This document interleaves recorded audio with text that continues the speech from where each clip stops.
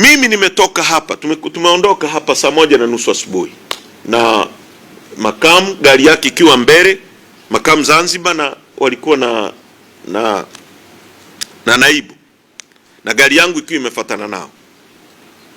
Wao si walipenya vipi pale Surrender Bridge wakavuka, mimi nikasimamishwa pale Surrender Bridge. Polisi wakaongezeka, wakaniamuru nishuke kwenye gari. Mimi nikaambia kwa nini nishuke? Utaratibu wa nchi yetu, kama mnani arrest mnaniambia bana Heche uko chini ya ulinzi kwa kosa hili, tunakupeleka same fraud. Lakini wakaongezeka, kuna bwana mmoja anaitwa Mgonja, somebody Mgonja, na mwingine anaitwa Shomari Himbuka. Wakaita polisi. Shomari Himbuka ana nyota 3, na yule bwana Mgonja nafikiri ni RPC wa Ilala, kwa sababu tulikuwa naye tangu siku ya kwanza kule.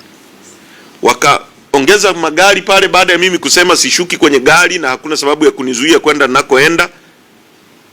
Wakaongeza polisi pale, wakaniambia wataniforce, watanishusha kwa nguvu. Nikaambia fanyeni. Mwisho wa siku tukajadiliana na wasaidizi wangu, wakaniambia wewe shuka, kwa sababu waliniambia wananiingiza kituoni Surrender Bridge. Nikashuka kwenye gari, wakaniambia twende kituoni. Nimeenda kituoni, kufika pale kituoni Mgonja akatuzuia, mnampeleka wapi? Nikamwambia wameniambia wananipeleka kituoni, kwa sababu mimi kuniambia naenda kituoni nilikuwa tayari kwa hilo.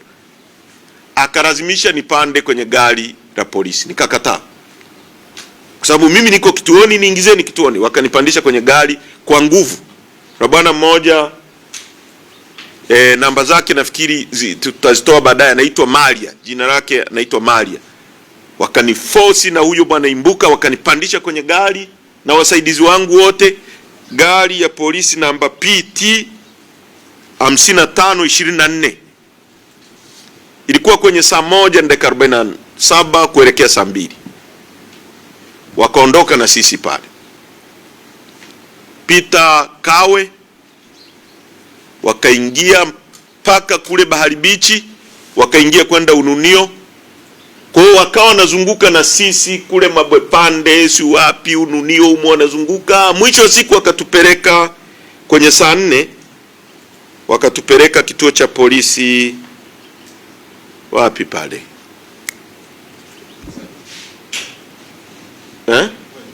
Mbweni, yes. Lakini hatukuingia kituo cha polisi. Wakapaki pale, kuna msikiti kama mita 100 kutoka kituo cha polisi. Kituo cha polisi unakiona, lakini mita 100 wakapaki, kuna mti pale. Tukasimama pale, tunauliza hapa tunafanya nini? Asema subiri. Hatujanywa chai, hatujafanya nini. Tumekaa pale mpaka kwenye saa 5. Ikaja gari ya polisi, gari nyingine inaonekana ina namba za kiraia, T101 DTX, Land Cruiser hizi hadi top ambayo ina rangi ya silver. Wakatuamuru tushuke sasa tuingie kwenye ile gari ya polisi, kwa sababu tulishazunguka sana pale Ununio, kule baharini kule, si mtawa hali api, si mtawa nani Shairoz Banji, si mtawa nani, si Obama Street. Wanatutembeza tu mle ndani kwenye majumba, tunatokea huku na wananchi walikuwa wanaona muda wote. Tunazunguka, mara tunazunguka barabara hiyo hata mara 6 mara 7 tunaenda kutokea huko. Tuenda tukapaki pale, ikaja hiyo gari DTX, wakatuambia tushuke tuingie mle. Tukagoma, tukaambia hatuwezi kuingia hapa, tupelekeni kituo cha polisi. Wakasema mkicheza hapa tutawaueni, shukeni. Na ni gari na namba za kiraia. Tukashushwa pale kwa nguvu, tukaingizwa kwenye ile gari. Mle kulikuwa na askari wengine wawili, wamevaa, sijui kama ni askari, wamevaa nguo za kiraia na wana bunduki, na mmoja amevaa kofia kichwani, ana nguo za kiraia. Tulipoingizwa humo tena gari ile ikaondolewa pale. Metembea tukapita huko Mbweni, tukaja tukafikishwa hapo Masaki karibu na Pantaleo pale. Kuna kakituo ka polisi pale. Tukafikiri wanatuingiza mle. Wakarudisha gari, wakaipaki kwa nyuma, na ile gari nyingine PT namba ngapi alikuwemo RCO ambaye alikuja sasa, na ile gari nyingine RCO alijitambulisha kama RCO wa Ilala. Ikaji kapaki mbele yetu, ikablock. Sasa baada ya ile mazingira na muda unaenda, imefika saa 7, wasaidizi wangu wakaanza kupiga kelele, kwa nini mnatufanyia hapa? Mimi nilitakiwa kumeza dawa, niliandikiwa dawa tangu saa 2 nimeomba, nilitakiwa kumeza dawa saa 4. Hawajaruhusu niletewe dawa.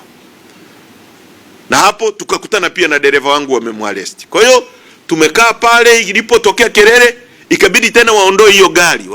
Wakatuondoa, tukazunguka kama wameniambia wananipeleka nani hospitali, tukaenda kupaki Oysterbay.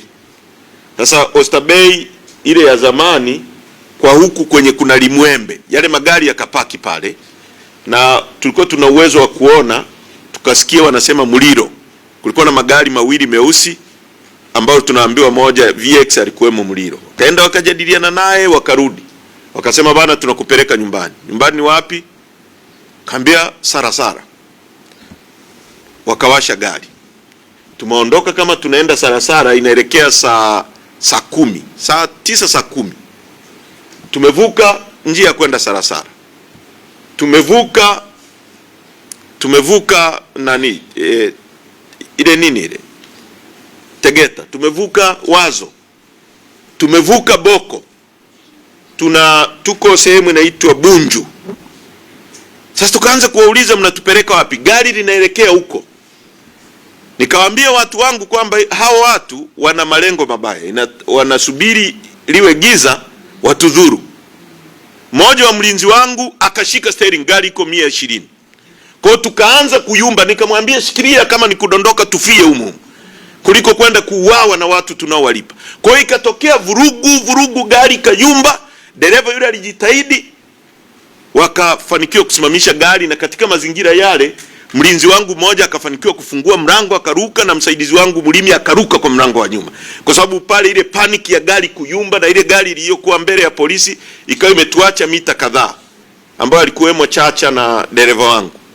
Kwa mazingira ya sisi labda pona yetu ni baada ya hawa mabwana wawili kushuka na yowe ikapigwa pale, kwa sababu walisimama ili wawakimbize, lakini raia wakaanza kuongezeka, kwa sababu nilikuwa namsikia msaidizi wangu anasema Heche yuko humo anaenda kuuawa, saidieni. Watu wakaanza kukimbia kusogea pale, wakaona italeta vurugu, wakaondoa magari. Kwa nafikiri ndio pona yetu sisi katika mazingira hayo, wasitupeleke sehemu mbaya. Kwa hatukushushwa katika mazingira ya kawaida, ni baada ya watu ambao waliruka kwenye gari, na kwa sababu wameisha kaa na wale watu kuanzia asubuhi mpaka mchana mpaka jioni, wangeweza kuwataja kwa majina kwamba tulikuwa na wewe na wewe na wewe. Ndio sasa polisi wakaamua wakatupeleka kituo cha polisi, wakapaki pale Mbweni tena pale kwenye msikiti tangu saa 11 mawasiliano yanafanyika, huyu RCO mpaka saa 2 usiku. Ndio wakatupeleka kituo cha polisi Mtongani, Kunduchi Mtongani, kakituo kadogo tu hivi. Wakatuchaji, wakatuambia wanatushtaki kwa kosa la kufanya mkusanyiko wenye vurugu, lakini kini macho tu, kwa sababu walituandikisha. Mimi nikamwambia mimi sina maelezo, sijara tangu asubuhi, siko settled, sijanywa hata maji. Kwa hiyo wakasema tu tunaandika particular zako, tutakuita muda tunaotaka, kwa hiyo umejizamini. Hakuna hata sehemu nilio sign kama nimezaminiwa. Sasa haya mambo yanatuambia nini? Kwamba tuna jeshi la polisi linaloteka Watanzania.